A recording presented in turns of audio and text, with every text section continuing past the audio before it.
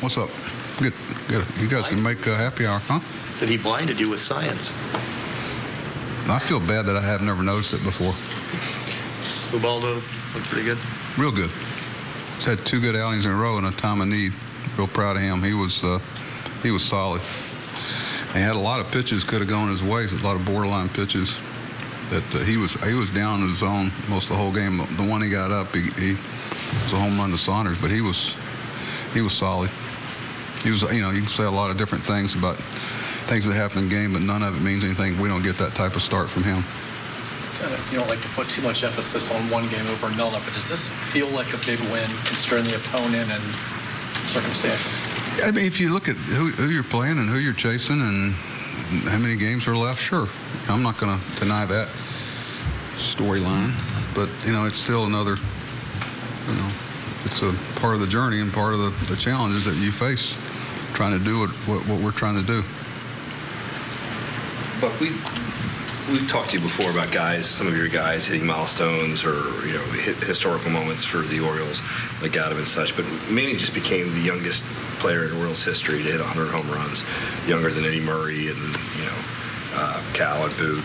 How impressive is that to you? And I mean, no, I don't ever take it for granted what he's doing, and he spoils us with a great level of play, and unfortunately sometimes I think we're all guilty of it. We expect him to, when he makes some of the plays he makes that nobody else makes, and he does some of the things offensively that very few people do, and when it's not, all of a sudden, if he doesn't do it every time, he almost spoils you with the level of play, but it's so hard to do what he does, and I don't ever take that for granted, what he's doing at a young age, and whether it's an old age, and he's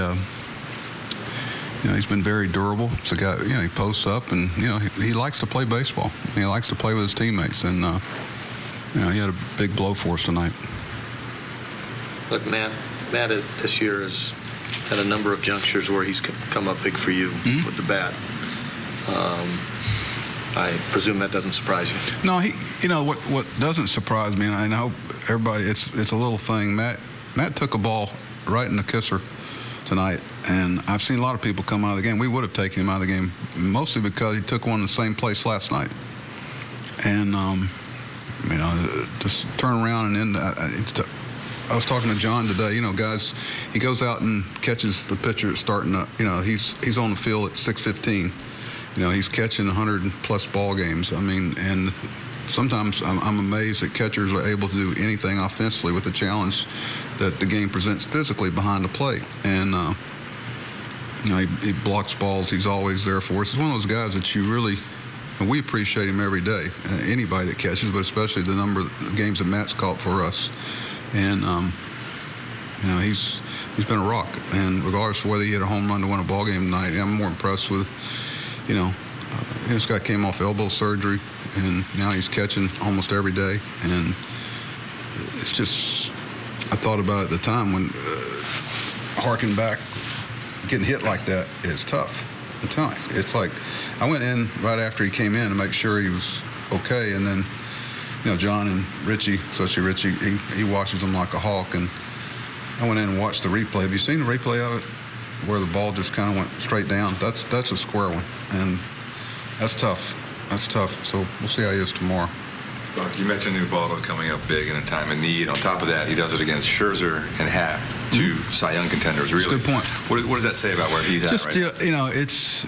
He's had some good stretches for us, and we're hoping this is one of those. We're going to need it. He's been he's a great teammate. Everybody pulls for him. This guy never makes an excuse. He never shirks. He's one of our best conditioned guys. He's always working. He likes to contribute, and it's been frustrating for him at times this year. But he's done some really good things for us as an Oriole, and he showed us one of those tonight. John had a big night at second base defensively. Those plays, there's not many second bases can make the plays that he made in the shift.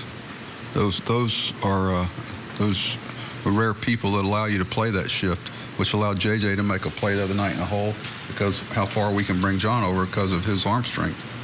I did want to mention that. Brad Brock gets the win. He's got 8 wins. That's a lot of wins. That's a lot of wins for a reliever. How much of it is being in the right place at the right time, and how much of it is just because he's good. Some of it is. Most of it's because he's good.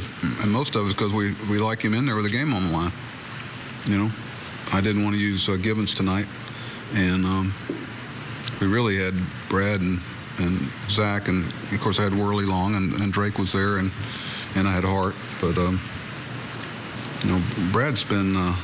It's so hard to be as consistently contributing and being there for us as Brad and Zach have been all year. I mean, it's kind of nothing about the ninth inning is ho hum either. It's a very, you know, good ball club over there, and you got to keep your foot on them when you got them down. Thought Albie had some good at bats tonight. A lot of good at bats. I don't know why I mentioned Albie.